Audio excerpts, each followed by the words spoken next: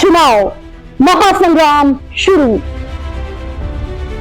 ये सिर्फ वोट नहीं, यह है शहर का भविष्य। पानी, सड़क, सफाई, सुरक्षा, वादे कागजों पर नहीं जमीन पर परखे जाएंगे। जनता करेगी सवालों से वार और उम्मीदवार कैसे करेंगे ये इम्तिहान पार। दावे कटघरे में और सच्चाई कैमरे के सामने। सिटी न्यूज सिर्फ कवरेज नहीं, खोलेगा सच की परतें। सवाल तेज, जवाब साफ, आपके साथ, आपके पास, गली गली, प्रभाग प्रभाग। देखिए चुनाव स्पेशल महासंग्राम।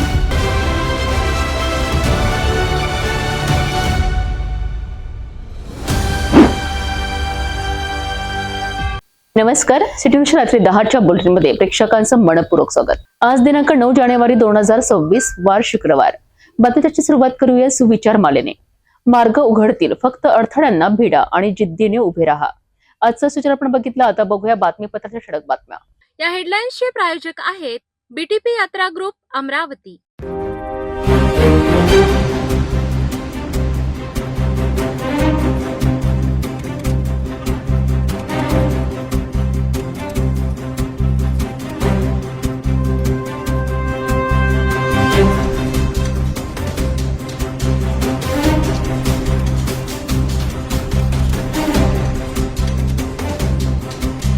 आपण ठळक बातम्या बघितल्या, आता घेऊया छोटासा ब्रेक। शादी और ब्याह की शुरुआत आराधना साड़ी के साथ।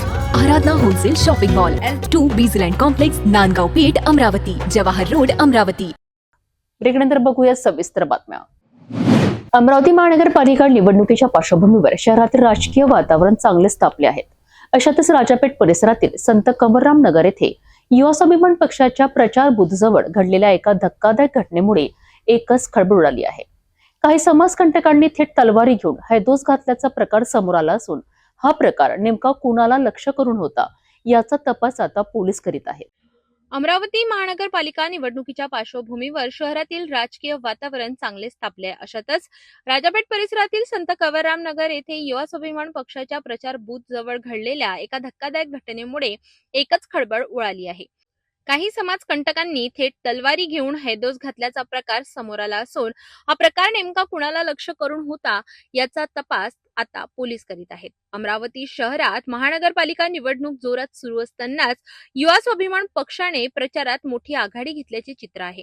प्रत्येक प्रभागामध्ये पक्षाचे उमेदवार प्रभावी प्रचार करत असून मोठ्या संख्येने नगरसेवक निवडून येण्याची शक्यता वर्तवली जात आहे। मात्र याच पार्श्वभूमीवर राजापेठ येथील संत कवरराम नगर भागात युवा स्वाभिमान पक्षाच्या प्रचार बूथ परिसरात काही समाजकंटकांनी तलवारीसह दहशत निर्माण केल्याच्या घटना घडल्या आहेत। या घटनेमुळे परिसरात भीतीचे वातावरण पसरले असून नागरिकांमध्ये संताप व्यक्त केला जात आहे। या घटनेमागे कोणते राजकीय षडयंत्र तर नाही असा सवाल उपस्थित केला जात आहे। हल्ला नेमका कुणावर करण्याचा डाव होता? प्रचार बूथवरील कार्यकर्ते लक्ष होते का की केवळ दहशत निर्माण करण्याचा प्रयत्न होता याचा सखोल तपास पोलीस करीत आहेत। दरम्यान घटनेनंतर परिसरात पोलीस बंदोबस्त वाढविण्यात आलाय। निवडणुकीच्या काळात अशा प्रकारच्या हिंसक घटना लोकशाहीकरिता धोकादायक ठरत असल्याचे चित्र आहे। या प्रकरणात दोषींवर कठोर कारवाई होणार का आणि राजकीय कटाचा पर्दाफाश होणार का याकडे संपूर्ण अमरावतीचे लक्ष लागले आहे। अमरावती महानगरपालिका निवडणूक 2025च्या पार्श्वभूमीवर प्रशासनाकडून मतदार जनजागृतीकरिता महत्त्वपूर्ण पाऊल उचलण्यात आले आहे। 4 मत प्रणालीबाबत कोणताही संभ्रम निर्माण होऊ नये याकरिता पत्रकारांकरिता ईव्हीएम प्रणालीचे प्रात्यक्षिक आयोजित करण्यात आले। या कार्यक्रमात नेमकं काय सांगण्यात आलंय, कोणत्या सूचना देण्यात आल्यात, पाहूया सविस्तर। अमरावती महानगरपालिका सार्वत्रिक निवडणूक 2025 साठी 15 जानेवारी 2026 रोजी मतदान होत असून 15 डिसेंबर 2025 पासून शहरात आदर्श आचारसंहिता लागू आहे। या निवडणुकीचे वैशिष्ट्य म्हणजे प्रत्येक मतदाराला 4 स्वतंत्र मते नोंदवावी लागणार आहे। मतदान प्रक्रिया सोपी, पारदर्शक आणि गैरसमजयुक्त व्हावी यासाठी अमरावती महानगरपालिकेच्या वतीने पत्रकारांसाठी ईव्हीएम मशीनचे प्रात्यक्षिक डेमो आयोजित करण्यात आलाय. हा कार्यक्रम 9 जानेवारी 2026 रोजी विश्वरत्न डॉक्टर बाबासाहेब आंबेडकर सभागृहात पार पडला. या प्रात्यक्षिकात अधिकाऱ्यांनी ईव्हीएम मशीनवर 4 मते कशी नोंदवायची, कोणत्या क्रमाने मतदान करायचे तसेच कोणत्या सूचनांचे पालन आवश्यक आहे याची टप्प्याटप्प्याने माहिती दिली. मतदारांना उमेदवार ओळखणे सोपे व्हावे यासाठी बॅलेट पेपरचे रंग गटनिहाय निश्चित करण्यात आले आहेत. अ गटासाठी पांढरा, ब गटासाठी फिकट गुलाबी, क गटासाठी फिकट पिवळा आणि ड गटासाठी फिकट निळा रंग ठेवण्यात आलाय. या कार्यक्रमास उपायुक्त दादाराव डोल्हारकर, शहरातील प्रमुख पत्रकार, विविध वृत्तसंस्थांचे प्रतिनिधी आणि नागरिक मोठ्या संख्येने उपस्थित होते. पत्रकारांनी प्रत्यक्ष ईव्हीएम हाताळून 4 मत प्रणालीचा अनुभव घेतला. यावेळी आयुक्त सौम्या शर्मा चांडक यांनी मतदारांना आवाहन केले की मतदान केंद्रांवर वैध ओळखपत्र सोबत ठेवावे, 4ही मते योग्य प्रकारे नोंदवावीत आणि अफवांपासून दूर राहावे. मतदान हा लोकशाहीचा कणा असून प्रत्येक मत शहराच्या विकासाची दिशा ठरविते, असेही त्यांनी नमूद केले. यासाठी आपण सगळे आरोला सूचना दिलेली आहे की आपले मुख्य ठिकाणला SSV ऍक्टिव्हिटी करावी. ते आरो करणार आहे पहिला. दुसरा आपण एक व्हिडिओ तयार केली आहे, आता आपला दाखवली होती ते व्हिडिओ इथे, तर ते व्हिडिओ आपण आपल्यासोबत शेअर करणार आहे, सगळं ग्रुपमध्ये करा. तिसरा प्रसार माध्यम सगळ्यांना वारंवार सूचना दिलेली आहे की 4 वेगळे रंग आहे, तर एक्सपेक्टेड आहे की ज्यांनी मतदान करायचे आहे ते पण जागरूक राहावे. एवढी जे सूचना उपलब्ध करून दिलेली आहे ते पाहावी आणि आपला अधिकार कसे बाजवणार आहे ते माहिती घ्या. या अशा संभ्रमाच्या ह्याच्यात मतदानाचा टक्का घसरणार नाही हे कशावरून? कारण नागरिकांना याच्याबद्दलची पूर्ण माहिती नाही. साधारणतः ही सगळी प्रोसिजर बघितली तर कमीत कमी 3 ते 4 मिनिटं लागणार असं वाटते साधारणतः. मतदान शिक्षित लोकांना 2 मिनिटं लागतील, 3 मिनिटं लागतील. अशिक्षित लोकांना ते संभ्रम निर्माण होईल किंवा थोडासा वेळ लागेल. एखादा बुजुर्ग असला, हे असला, अशा परिस्थितीमध्ये मतदानाचा टक्का कमी होणार नाही का? किंवा ते मतदानाचा टक्का जरी वाढवायला जर तुम्ही प्रयत्न केला तर हे वेळ म्हणजे रात्रीचे किती वाजेपर्यंत चालेल? जर तुमचा जर पहिल्यांदा विषय असा आहे की पहिल्यांदा नाही होत आहे महानगरपालिका बहुसदस्यीय प्रभाग निवडणूक ही झालेली आहे. आणि दुसरा विषय जे तुम्ही म्हणते की टक्केवारीवर कसे इफेक्ट राहणार, की जे आपण जेव्हा गेलो असं नाही की 4 वेगळे ठिकाणला ईव्हीएम आहे, एकाच डेस्कवर येणार आहे. आपण गेले 4दा प्रेस करायची आहे. अमरावती महानगरपालिकेच्या या जनजागृती उपक्रमांमुळे 4 मत प्रणालीबाबतचा संभ्रम दूर होण्यास मदत होणार आहे. प्रशासनाने केलेले आव्हान लक्षात घेऊन 15 जानेवारी रोजी सर्व पात्र मतदारांनी निर्भयपणे मतदान करून लोकशाही प्रक्रियेत सहभाग नोंदवावा.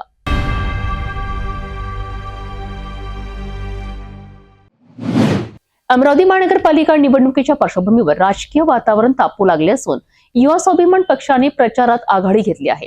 प्रभाग क्रमांक 22 नवी वस्ती बडनेरा येथे आमदार रवी राणा स्वतः रस्त्यावर उतरून आपल्या उमेदवारांकरिता जोरदार प्रचार करताना दिसत आहेत. या प्रभागात युवा स्वाभिमान पक्षाच्या पाना या चिन्हाला नागरिकांचा प्रचंड प्रतिसाद मिळत असल्याचे चित्र आहे.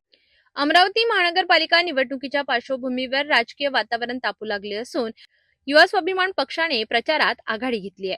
प्रभाग क्रमांक 22 नवी वस्ती बडनेरा येथे आमदार रवी राणा स्वतः रस्त्यावर उतरून आपल्या उमेदवारांसाठी जोरदार प्रचार करताना दिसत आहेत. या प्रचारात युवा स्वाभिमान पक्षाचा पाना या चिन्हाला नागरिकांचा प्रचंड प्रतिसाद मिळत असल्याचे चित्र आहे. अमरावती महानगरपालिका निवडणूक रणधुमाळीत युवा स्वाभिमान पक्षाने जोरदार एंट्री घेतली आहे. प्रभाग क्रमांक 22 नवी वस्ती बडनेरा येथे आमदार रवी राणा यांनी स्वतः प्रचाराची धुरा हातात घेतली असून गल्ली बोळातून चौकात ते मतदारांशी थेट संवाद साधत आहेत. या प्रभागात युवा स्वाभिमान पक्षाचे उमेदवार ब गटातून रजनी राजेश डोंगरे, अ गटातून अजय मदन मोहन जयस्वाल, क गटातून गौरी शैलेंद्र मेघवाणी आणि ब गटातून किशोर चंद्रशेखर जाधव निवडणूक रिंगणात आहेत. प्रचारादरम्यान प्रत्येक ठिकाणी पाना या चिन्हाचा जोरदार गजर होताना दिसत असून नागरिकांचा उत्स्फूर्त प्रतिसाद मिळत आहे. रस्त्यावर मोठ्या संख्येने जमलेली जनता, घोषणा, टाळ्यांचा कडकडाट यामुळे संपूर्ण परिसर युवा स्वाभिमान पक्षमय झाल्याचे चित्र आहे. यावेळी आमदार रवी राणा यांनी प्रतिक्रिया देताना सांगितले की ही निवडणूक आता नेत्यांची नसून जनतेची आहे.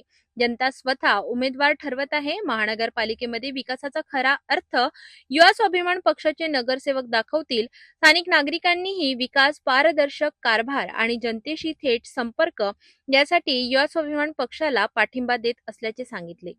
या ठिकाणी नव्या वस्ती बंजारामध्ये प्रचंड लोकांमध्ये उत्साह आहे. जसा आमदारकीच्या काळामध्ये मला निवडून आणण्यासाठी होता तसा अजिभाऊ जयस्वाल, आमच्या रणनीताई डोंगरे, आमच्या मेघवानीताई, किशोरभाऊ जाधव या प्रचंड चौघांना एवढा प्रतिसाद आहे की या ठिकाणी इथल्या जनतेने निवडणूक हातात घेतली आहे.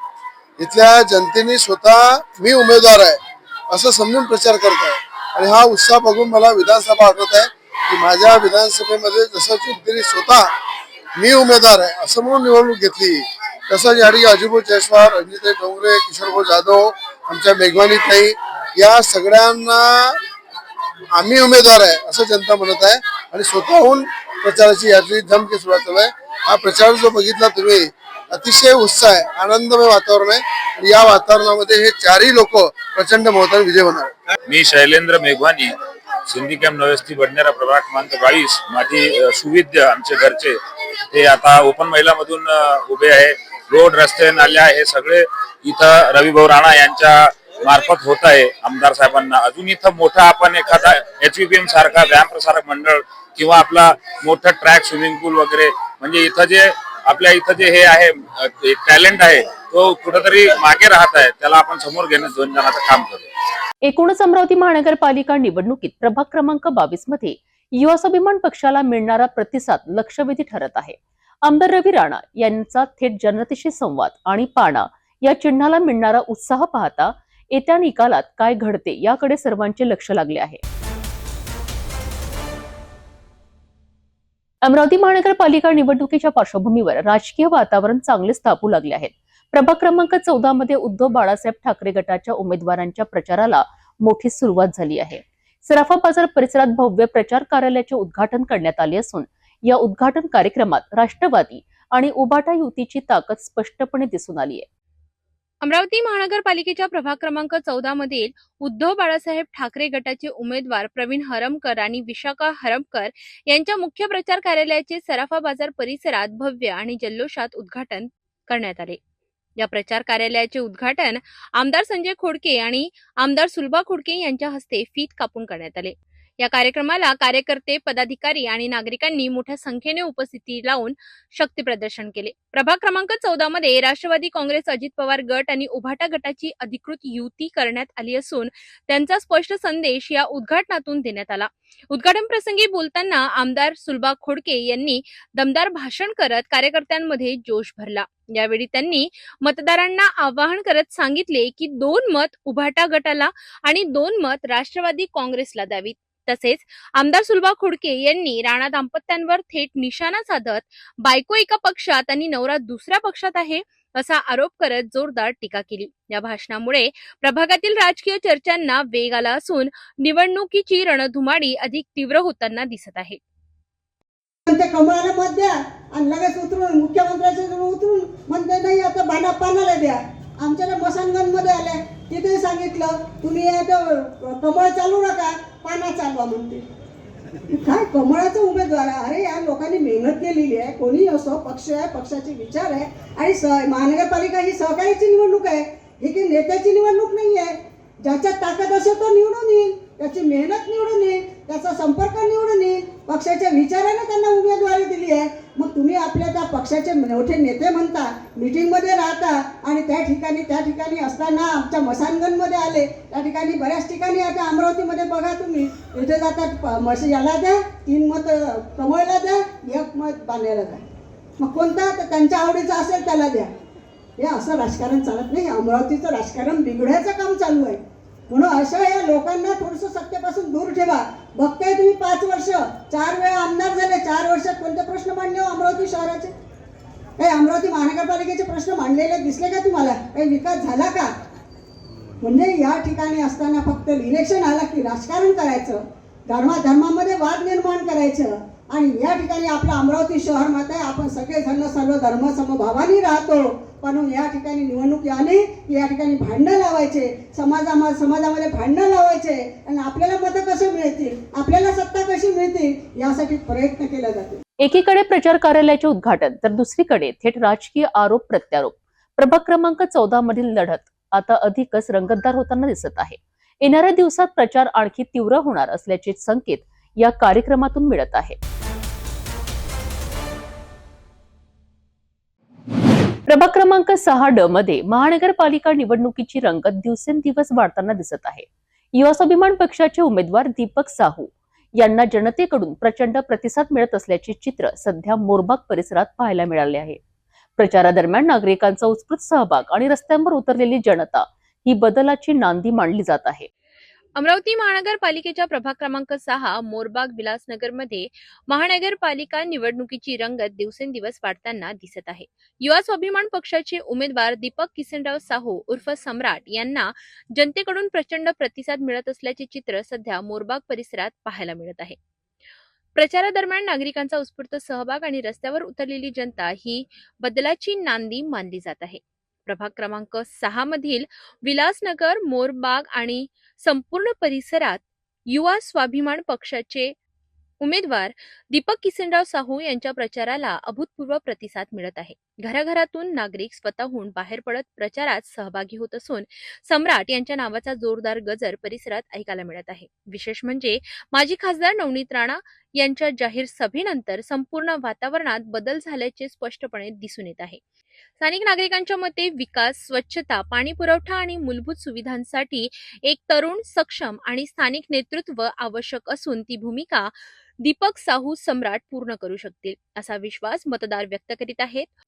मोरबाग प्रभागामध्ये सध्या युवा स्वाभिमान पक्षाचा पहिला नगरसेवक म्हणून सम्राट निवडून येणार असल्याचे चित्र स्पष्ट होत असून प्रचाराच्या प्रत्येक फेरीत जनतेचा वाढता पाठिंबा त्यांची साक्ष देत आहे. एकंदरीतच प्रभाग क्रमांक 6D मध्ये निवडणूक समीकरणे झपाट्याने बदलताना दिसत आहेत. जनतेचा कौल आणि वाढता उत्साह पाहता युवा स्वाभिमान पक्षासाठी ही निवडणूक ऐतिहासिक ठरणार आहे का, याकडे सर्वांचे लक्ष लागले आहे.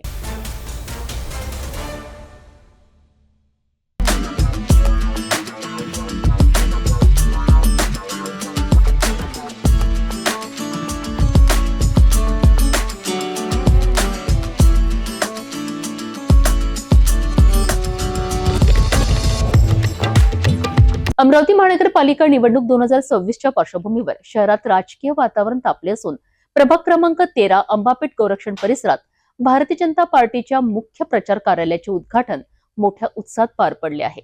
भाजपचे वरिष्ठ नेते, उमेदवार आणि नागरिकांच्या उपस्थितीत हा कार्यक्रम पार पडलाय. महानगरपालिका निवडणूक 2026च्या रणधुमाळीत प्रभाग क्रमांक 13 गौरक्षण अंबापेठ येथे भारतीय जनता पार्टीच्या मुख्य प्रचार कार्यालयाचे उद्घाटन करण्यात आले. हे कार्यालय भाजपाचे ज्येष्ठ नेते संजय कुटे यांच्या हस्ते उद्घाटित करण्यात आले. या प्रसंगी भाजपाचे शहराध्यक्ष डॉक्टर नितीन धांडे, भाजप नेत्या व माजी खासदार नवनीत राणा यांची प्रमुख उपस्थिती होती. तसेच प्रभागातील 4ही उमेदवार, पदाधिकारी आणि कार्यकर्त्यांसह परिसरातील नागरिक मोठ्या संख्येने उपस्थित होते. यावेळी उपस्थित मान्यवरांनी कार्यकर्त्यांना मार्गदर्शन करत भाजपाच्या विकासात्मक धोरणांचा आढावा घेतला. शहराच्या सर्वांगीण विकासासाठी भाजपाला मोठ्या मताधिक्याने विजय करण्याचे आवाहन यावेळी करण्यात आले. प्रचार कार्यालयाच्या उद्घाटनामुळे प्रभागात निवडणूक प्रचाराला अधिक वेग येणार असून भाजप कार्यकर्त्यांमध्ये नवचैतन्य निर्माण झाले आहे. प्रभाग क्रमांक 13 अंबापेठ गोरक्षण येथे भाजपाच्या मुख्य प्रचार कार्यालयाच्या उद्घाटनाने निवडणुकीच्या प्रचाराला अधिक बळ मिळाले असून येत्या काळात प्रचार आणखी तीव्र होण्याची चिन्हे दिसत आहेत.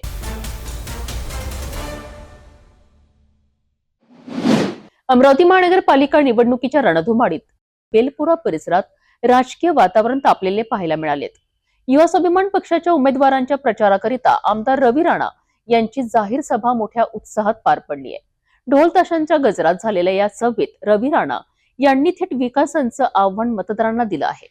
अमरावती महानगरपालिका निवडणुकीच्या रणधुमाळीत बेलपुरा परिसरात राजकीय वातावरण चांगलेच पाहायला मिळते.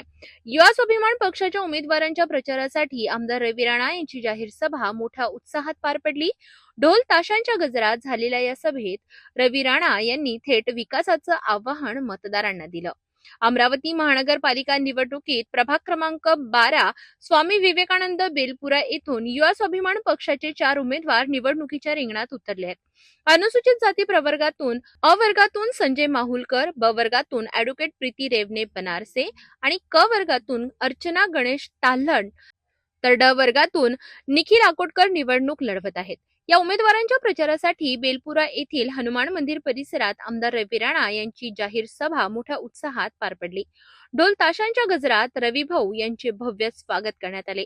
संपूर्ण परिसर पाना आया रे पाना या घोषणांनी दुमदुमून गेलं. सभेत बोलताना आमदार रवी राणा यांनी मतदारांना थेट आवाहन करत सांगितले की पाना या निवडणूक चिन्हासमोरील बटन दाबून अमरावती शहराचा विकास घडवून आणा. अमरावती महानगरपालिकेच्या विकासासाठी केंद्र व राज्य सरकारकडून निधी आणून देण्याची ग्वाही रवी राणा यांनी यावेळी केली. देवेंद्र फडणवीस यांच्या माध्यमातून महानगरपालिकेसाठी भरीव निधी मिळवून देण्याचा वादाही त्यांनी केला. सभेदरम्यान त्यांनी विरोधकांवरही टीका करत लोकसभा निवडणुकीचा संदर्भ देत गाडगेनगरमधील कटप्पा या उल्लेखाने उपस्थितांचे लक्ष वेधले. घड्याळाच्या चिन्हावर टीका करत घडीचे काटे उलटे फिरवा आणि पाण्याला बहुमत द्या असे आवाहन त्यांनी केले. तसेच महानगरपालिका निवडणूक निकालांच्या दुसऱ्या दिवशी पुन्हा दिवाळी साजरी करण्याची घोषणा करत दिवाळीचा किराणा आणि बहिणींना साडी देण्याचे आश्वासनही त्यांनी दिले. पण आता माझा कार्यकर्ता हा नगरसेवक झाला पाहिजे याच्यासाठी मी तुम्हाला आशीर्वाद मागायला आलेलो आहे. आणि त्या ठिकाणी जर महानगरपालिकेमध्ये हे 4 नगरसेवक जर गेले तर मी तुम्हाला विश्वास देतो त्या महानगरपालिकेमध्ये आपलं सुद्धा एक कॅबिन राहील. त्या कॅबिनमध्ये गरिबांसाठी खुर्च्या राहील, हक्काची राहील. आपल्या कामासाठी आपण तिथे जाऊन कोणतंही काम करू शकतो. आता कोणतं काम निघालं शहरात गंगा साहित्य निवास रवी राणाकडे आपण येतो. मला तिथे जावं लागते. जर त्या ठिकाणी नगरसेवक आपले असले तर तुम्हाला स्वतः हक्काने ते जाता येईल आणि यांच्याकडून काम करून घेता येईल. या पद्धतीचे उमेदवार या ठिकाणी होते. या ठिकाणी आमच्या आदरणीय युवा आसन पार्टीचे ज्येष्ठ किशोरजी पिवार यांनी आपल्या भावना व्यक्त केल्या. या ठिकाणी किशोर सांगितलं की यांच्या माध्यमातून सगळे कामं होईल. संजय भाऊ इंगासकरांनी सांगितलं, संगम मुक्तांनी सांगितलं. या ठिकाणी उपस्थित आमचे अरुण साहेब उपस्थित आहेत. आमचे माता समाजाचे नेते युवा संघ पार्टीचे ज्येष्ठ गणेशजी गायकवाड उपस्थित आहे, सागर लोखंडे उपस्थित आहे. या ठिकाणी अण्णा कुंभलकर आहे. सगळ्यांनी आपल्या भावना व्यक्त केल्या. पण मी तुम्हाला एवढं सांगणार आहे की या ठिकाणी आज अनेकांना तुम्ही महानगरपालिकेला संधी दिली. एकदा युवा स्वाभिमान पार्टीच्या कार्यकर्त्यांना संधी द्या एवढी मी आपल्याला या ठिकाणी मनापासून या ठिकाणी विनंती करतो. बेलपुरा परिसरात झालेल्या या जाहीर सभेमुळे युवा स्वाभिमान पक्षाच्या प्रचाराला चांगलाच वेग मिळाला आहे. आता मतदार पाना चिन्हाला कितपत पसंती देतात हे येणाऱ्या निकालातून स्पष्ट होणार आहे.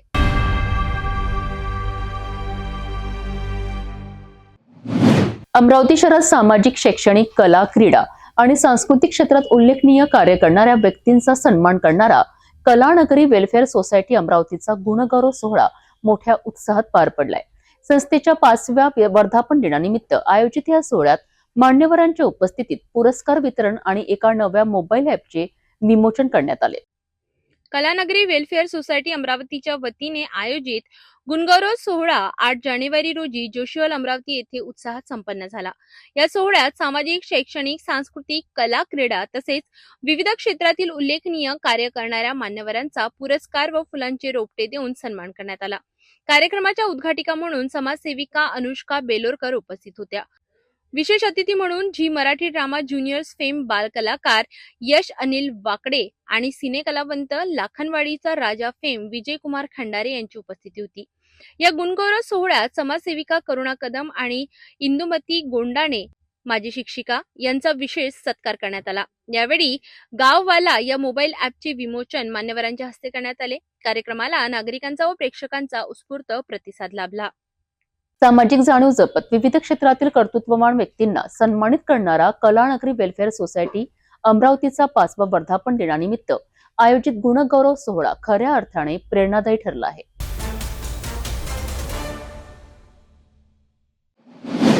बडनेरा शहरातील रेल्वे उड्डाणपूल पुन्हा एकदा चर्चेत आला आहे. शुक्रवारी सकाळी उड्डाणपुलावर एक ट्रक नादुरुस्त झाल्याने नेहमीप्रमाणेच प्रचंड वाहतूक कोंडी झाली. वाहनधारक आणि प्रवाशांना तब्बल 1 ते 1.5 तास अडकून राहावे लागले. नेमकं काय घडलंय, पोलीस यंत्रणा कुठे कमी पडली आणि नागरिकांचा संताप का वाढतोय, बघूया. बडनेरा रेल्वे उड्डाण पुलावर पुन्हा एकदा वाहतुकीचा मोठा खोळंबा झाला. उड्डाण पुलावर एक ट्रक अचानक नादुरुस्त झाल्याने दोन्ही बाजूंनी वाहनांच्या लांबच लांब रांगा लागल्या. या मेगा जाममुळे अनेक प्रवासी, नोकरदार, विद्यार्थी तसेच रुग्णवाहिका आणि सार्वजनिक वाहतूक सेवा पूर्णपणे ठप्प झाली होती.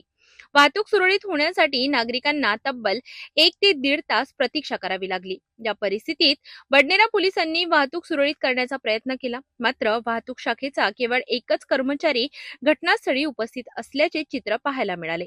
तसेच बडनेरा पोलीस स्टेशनचे पोलीस निरीक्षक व इतर कर्मचारी स्वतः वाहतूक नियंत्रणात उतरले. मनुष्यबळ अपुरे असल्याने वाहतूक नियंत्रणावर परिणाम झाल्याचे स्पष्टपणे दिसून आले. वाहनांमध्ये अडकलेल्या अनेक प्रवाशांनी अखेर बसमधून उतरून पायदळ मार्ग काढण्याचा निर्णय घेतला. नागरिकांच्या मते या संपूर्ण समस्येचे मूळ कारण म्हणजे बडनेरा रेल्वे उड्डाणपुलाचे अत्यंत संथ गतीने सुरू असलेले बांधकाम. या अपूर्ण कामामुळे सातत्याने वाहतूक कोंडी होत असून नागरिकांना नाहक त्रास सहन करावा लागत आहे. तसेच वाहतूक पोलीस वेळेवर उपस्थित नसणे किंवा अपुरे मनुष्यबळ हे देखील मोठी समस्या असल्याचे नागरिक सांगतात. उपमुख्यमंत्री अजित पवार यांचा अमरावती दौरा असल्यामुळे पोलीस यंत्रणा इतरत्र व्यस्त असल्याची चर्चा देखील या घटनेनंतर रंगली होती. ट्रॅफिक जाम त्याला कारण काय? रस्ता रस्ता आहे ना, अरुंद रस्ता आहे, रस्ता खोटा पाहिजे, लोकांचे ऍक्सिडेंट होता. तिथं पोलिसाची काय ते वाहतूक पोलीस असतात, त्याचं काही नियोजन दिसत नाही आहे, काही दिसत नाही राहिलं, काहीच नियोजन नाही पोलिसांचं. एकीकडे स्मार्ट शहराची स्वप्न दाखवली जात असताना दुसरीकडे बडनेरा रेल्वे उड्डाणपूल नागरिकांकरिता डोकेदुखी ठरत आहे. वाहतूक कोंडींचा कायमस्वरूपी उपाय कधी होणार आणि प्रवाशांचा हा रोजचा त्रास कधी संपणार, हा प्रश्न अजूनही अनुत्तरितच आहे.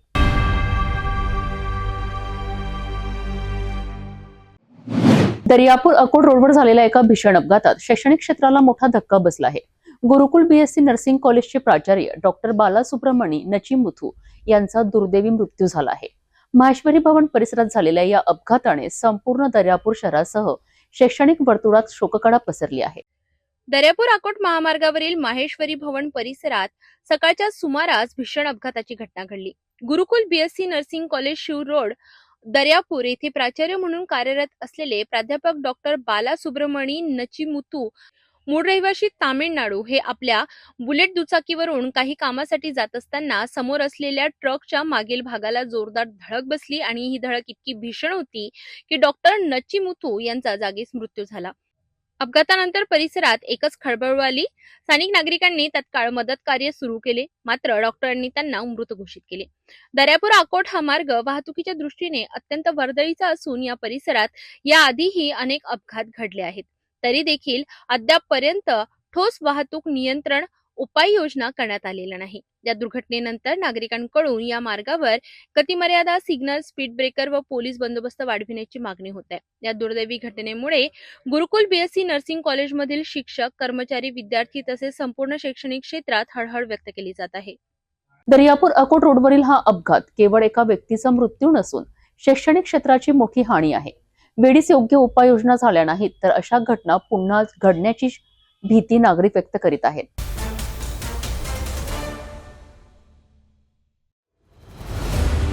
महानगरपालिका चुनाव महासंग्राम शुरू. ये सिर्फ वोट नहीं, ये है शहर का भविष्य. पानी, सड़क, सफाई, सुरक्षा. वादे कागजों पर नहीं, जमीन पर परखे जाएंगे. जनता करेगी सवालों से वार और उम्मीदवार कैसे करेंगे ये इम्तिहान पार. दावे कटघरे में और सच्चाई कैमरे के सामने. सिटी न्यूज सिर्फ कवरेज नहीं, खोलेगा सच की परतें. सवाल तेज, जवाब साफ. आपके साथ, आपके पास, गली गली, प्रभाग प्रभाग. देखिए चुनाव स्पेशल महासंग्राम।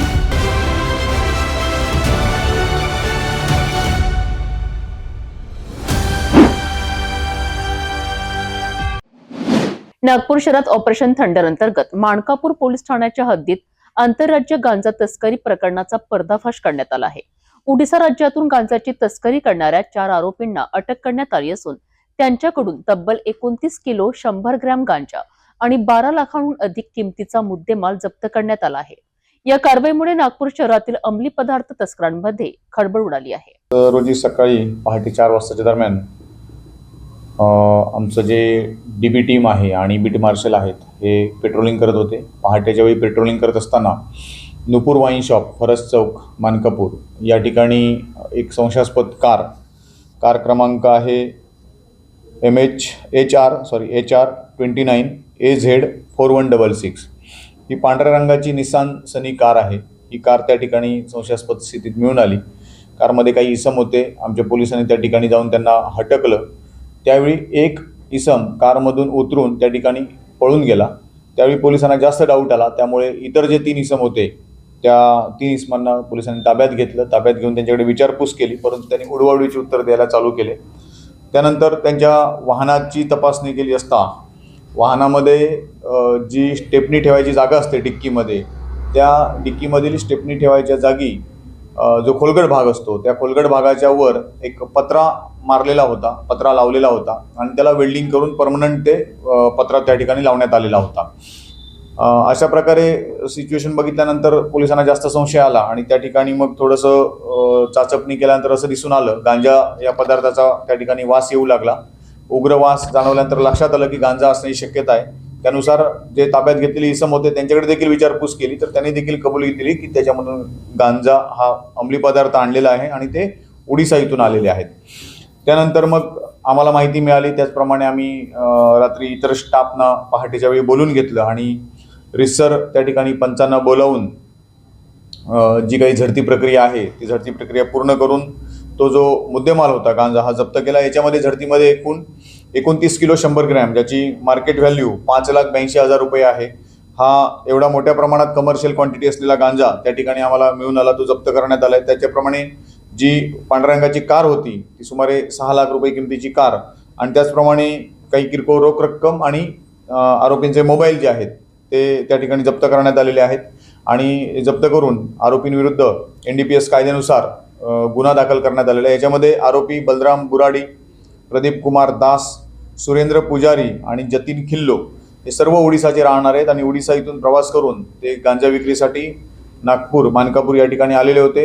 आता हा जो गांजा आहे हा कोणाला विक्री करणार होता याबाबत त्यांनी अद्याप माहिती दिलेली नाही, परंतु जो काही तांत्रिक तपास आहे तो करून आम्ही नेमकं कोणाला हा गांजा विक्री करण्यासाठी ते आलेले होते त्याचा देखील तपास करत आहोत आणि याच्यामध्ये अजून कडक कारवाई आरोपींविरुद्ध केली जाईल। आरोपींना माननीय न्यायालयामध्ये आज रोजी हजर करण्यात आलं। त्यांना दिनांक 15 जानेवारीपर्यंत पोलीस कोठडी रिमांड मंजूर केलेला आहे। याच्यामध्ये विशेष उल्लेखनीय काम करणारे आमचे जे अंमलदार आहेत ते म्हणजे पोलीस अंमलदार विजय बोंडे, पोलीस अंमलदार अनूप यादव, पोलीस अंमलदार प्रवीण भोयर आणि पोलीस अंमलदार विजय यादव यांच्या सतर्कतेमुळे आणि यांनी उत्कृष्ट काम केल्यामुळे हा सगळा प्रकार जो आहे हा उघडकीस आलेला आहे। ही संपूर्ण कारवाई माननीय पोलीस आयुक्त रवींद्र सिंगल सर यांच्या ऑपरेशन थंडर अंतर्गत हे आंतरराज्य जे गांजा रॅकेट आहे, गांजा तस्करीचं रॅकेट आहे ते आम्ही पकडू शकलेलो आहे। याच्यामध्ये माननीय रवींद्र सिंगल सर, त्याचप्रमाणे joint CP Shri Reddy sir, additional CP Shri Dabhade sir, DCP Nityanand झा सर आणि ACP सुहास जगताप साहेब यांच्या संपूर्ण मार्गदर्शनाखाली आमच्या या टीमने ही संपूर्ण कारवाई केलेली आहे। ऑपरेशन थंडर अंतर्गत झालेल्या या कारवाईमुळे नागपूर शहरातील अंमली पदार्थ तस्करीला मोठा धक्का बसला आहे। माणकापूर पोलिसांच्या सतर्कतेमुळे मोठा अनर्थ टळला असून गांजा तस्करीचे आंतरराज्य जाळे उघडकीस येण्याची शक्यता आहे। या प्रकरणाचा पुढील तपास सुरू असून नवीन धक्कादायक माहिती समोर येण्याची शक्यता आहे। नागपूर शहरात वाहन चोरीच्या घटनांमध्ये वाढ होत असतानाच गुन्हे शाखा युनिट क्रमांक 3 ने उल्लेखनीय कामगिरी करत वाहन चोरी व चोरीचे एकूण 3 गुन्हे उघडकीस आणले आहेत। तांत्रिक तपासाच्या मदतीने पोलिसांनी एका विधी संघर्षग्रस्त बालकास ताब्यात घेतले असून त्याच्याकडून तब्बल 1,14,000 रुपयांचा मुद्देमाल जप्त करण्यात आला आहे। 30 डिसेंबर 2025 रोजी कोतवाली पोलीस ठाणे हद्दीत वाहन चोरीची घटना घडली होती. नंदनवन रोडवरील भाग्यलक्ष्मी अपार्टमेंटमध्ये राहणाऱ्या प्रियंका योगेश त्रिवेदी यांनी त्यांची पांढऱ्या रंगाची ऍक्टिवा ही अपार्टमेंटच्या पार्किंगमध्ये लॉक करून ठेवली असता अज्ञात चोरट्याने ती चोरून नेली होती. या प्रकरणी कोतवाली पोलीस ठाण्यात अज्ञात आरोपींविरुद्ध भारतीय न्याय संहितेच्या कलमान्वये गुन्हा दाखल करण्यात आला होता. वाहनाच्या समांतर तपासात गुन्हे शाखा युनिट क्रमांक 3च्या अधिकाऱ्यांनी तांत्रिक विश्लेषण व खात्रीशीर माहितीच्या आधारे एका विधी संघर्षग्रस्त बालकास ताब्यात घेतले. सखोल चौकशीत संबंधित बालकाने कोतवाली हद्दीतील सदर वाहन चोरीसह सक्करदरा आणि कोतवाली पोलीस ठाणे हद्दीत प्रत्येकी एक असे 3 चोरीचे गुन्हे केल्याची कबुली दिली. बालकाच्या ताब्यातून 2 ऍक्टिवा आणि लिव्हगार्ड कंपनीच्या 2 बॅटऱ्या असा एकूण 1,14,000 रुपयांचा मुद्देमाल जप्त करण्यात आलाय. युनिट 3 गुन्हे शाखा युनिट 3 येथील पोलीस उपनिरीक्षक काठोके आणि त्यांच्या पथकाने 3 गुन्हे ओपन केलेले आहेत. एक विधी संघर्षित बालक यास ताब्यात घेऊन त्याच्याकडून पोलीस ठाणे कोतवाली आणि पोलीस ठाणे सक्करदरा येथील 2 वाहन चोरीचे गुन्हे, त्याचप्रमाणे एक कोतवाली पोलीस स्टेशनचा बॅटरी चोरीचा गुन्हा जो की अदखलपात्र गुन्हा दाखल आहे, असे 3 गुन्हे उघड केलेले आहेत आणि एकूण 1,14,000 रुपयाचा मुद्देमाल त्यामध्ये हस्तगत केलेला आहे. ही जी कामगिरी आहे पथक युनिट क्रमांक 3 येथील मधुकर काटोके, दिलीप लाकडे, दिलीप दासरवार आणि त्यांच्या पथकाने केलेली आहे. नागपूर शहरात वाढणाऱ्या वाहन चोरीच्या घटनांवर गुन्हे शाखेची ही कारवाई महत्त्वाची मानली जात आहे. पोलिसांच्या सतर्कतेमुळे चोरींच्या घटनांना आळा बसण्याची शक्यता व्यक्त केली जात आहे. नागपूर शहरात घरफोडीच्या घटनांमध्ये वाढ होत असतानाच गुन्हे शाखेच्या घरफोडी विरोधी पथकाने मोठी कारवाई केली आहे. सराईत घरफोडी करणाऱ्या 2 आरोपींना अटक करत तब्बल 5,71,000 रुपयांचा मुद्देमाल जप्त करण्यात आला आहे. ही कारवाई नागपूर शहर गुन्हे शाखेच्या डिटेक्शन पथकाने केली आहे. नागपूर शहरातील सक्करदरा पोलीस ठाण्याच्या हद्दीत घरफोडीची गंभीर घटना उघडकीस आली. फिर्यादी चंद्रकांत पांडुरंग अंबुलकर वय वर्ष 63 राहणार छोटा ताजबाग हे कुटुंबासह यवतमाळ येथे गेले असता घराला कुलूप लावून गेले. या संधीचा फायदा घेत अज्ञात चोरट्यांनी घराच्या मागील चॅनल गेटचे कुलूप तोडून घरात प्रवेश केला. बेडरूम मधील लाकडी कपाट फोडून सोनं, चांदी, रोख रक्कम आणि महागडे मोबाईल असा एकूण 8,82,000 रुपयांचा मुद्देमाल चोरीस गेला. या प्रकरणी सक्करदरा पोलीस ठाण्यात गुन्हा दाखल करण्यात आला. वरिष्ठ अधिकाऱ्यांच्या आदेशानुसार गुन्हे शाखेच्या घरफोडी विरोधी पथकाने समांतर तपास सुरू केला. गोपनीय माहिती व तांत्रिक विश्लेषणाच्या आधारे पोलिसांनी अमोल चंद्रशेखर चाफेकर वय वर्ष 25 आणि मोहम्मद जाकीर मोहम्मद शाहिद अन्सारी वय वर्ष 24 यांना अटक केले. विशेष बाब म्हणजे आरोपी अमोल चाफेकर याच्यावर यापूर्वीही 24 मालमत्तांचे गुन्हे दाखल असल्याची माहिती आहे. आरोपीकडून आयफोन 16 आणि 13 मोबाईल, सोन्या व चांदीची लगाड आणि रोख रक्कम व दुचाकी असा एकूण 5,71,000 रुपयांचा मुद्देमाल जप्त करण्यात आलाय. सदर आरोपी व मुद्देमाल पुढील तपासासाठी सक्करदरा पोलीस ठाण्याच्या ताब्यात देण्यात आला असून पुढील तपास सुरू आहे. युनिट क्रमांक 6 ने एकूण 5 गुन्हे उघडकीस आणलेले आहे. 3 घरफोडी, त्यामध्ये आहे गिट्टी खदान, नंदनवन आणि अजनी. वाहन चोरी आहे अजनी, नंदनवन. या 5 गुन्ह्यामध्ये पाहिजे आरोपी अफरोज अन्सारी आणि सुयोग नेरकर यांना तांत्रिक पद्धतीने आम्ही त्यांना ताब्यात घेऊन त्यांच्याकडून 2 लाख रुपयाचा मुद्देमाल जप्त केलेला आहे. ही कारवाई माननीय पोलीस आयुक्त रवींद्रकुमार सिंगल सर, आमचे crime sir Vasant Pardeshi sir, DCP Makanikar sir, Abhijit Patil sir यांच्या मार्गदर्शनाखाली एवढे गुन्हे उघडकीस आणलेले आहे.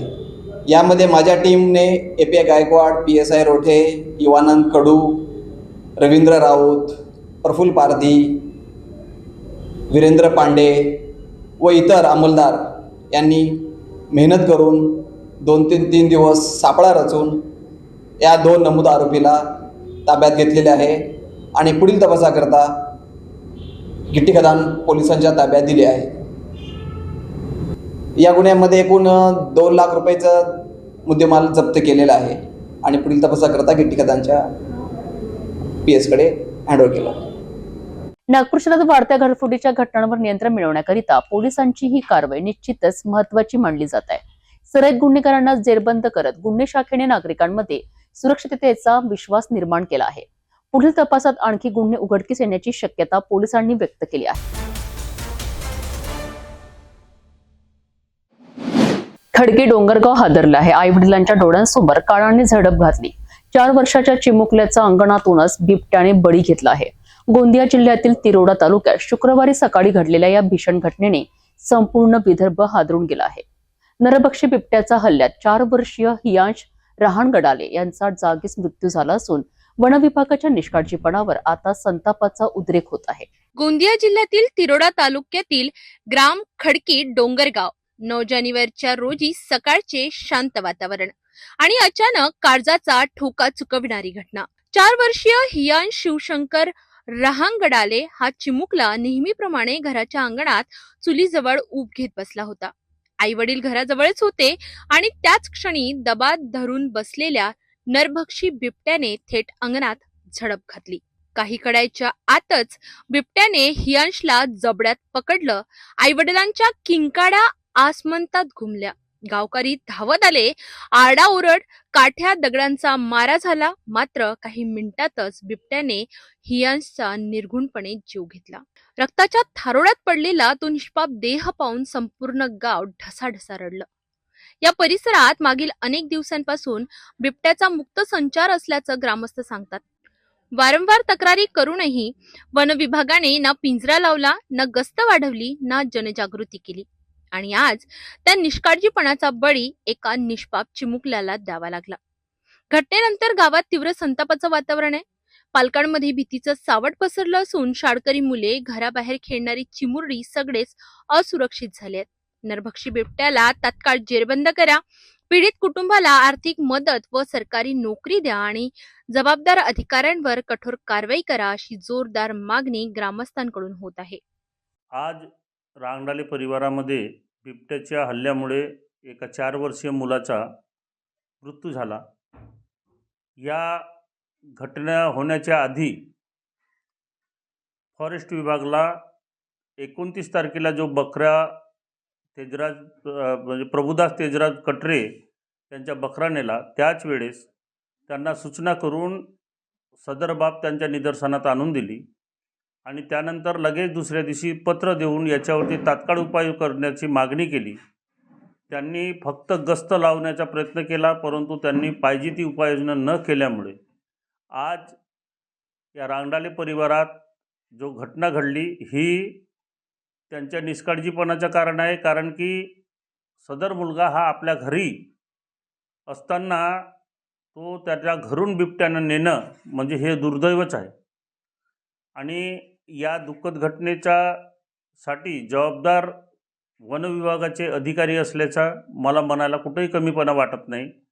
याचं कारण असं आहे की सूचना करून सुद्धा यांनी त्याला जेरबंद करण्याचा प्रयत्न केला नाही. एका चिमुकल्याचा जीव गेलाय, परंतु अजूनही प्रश्न कायमच आहे. वन विभाग कधी जागा होणार? आणखी किती निष्पापांचा बळी जाणार? खडकी डोंगर गावासह संपूर्ण तिरोडा तालुक्यात दहशतीचं वातावरण आहे. आता प्रशासन काय पावलं उचलणार याकडे सगळ्यांचं लक्ष लागलं आहे. जाता जाता पुन्हा एकदा आजच्या ठळक बातम्या. या हेडलाईन्सचे प्रायोजक आहेत बीटीपी यात्रा ग्रुप अमरावती.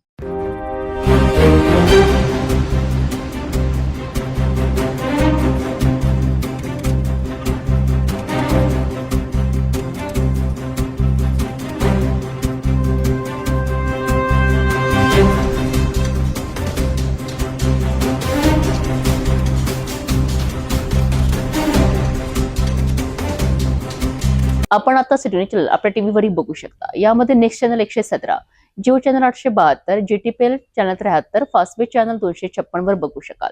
आता अमरावती जिल्ह्यानंतर विदर्भ आणि महाराष्ट्राचे दर्शक घर बसल्या आपल्या केबल टीव्हीवर सिटी न्यूज बातमी पाहू शकाल. यामध्ये Chhatrapati Sambhajinagar NST setup box number 14, Yavatmal setup box number 12, Washim setup box number 26, Nanded setup box number 17, Mahur setup box number 7, Akola लालसा setup box number 899, Bhandara NST setup box number 122, तर Chandrapur NST setup box number 117 वर बघू शकाल. लवकरच आम्ही आपल्यापर्यंत पोहोचणार आहोत. जर आपल्या टीव्हीवर सिटी न्यूज दिसत नसेल तर आपण आपल्या केबल ऑपरेटर संपर्क करावा.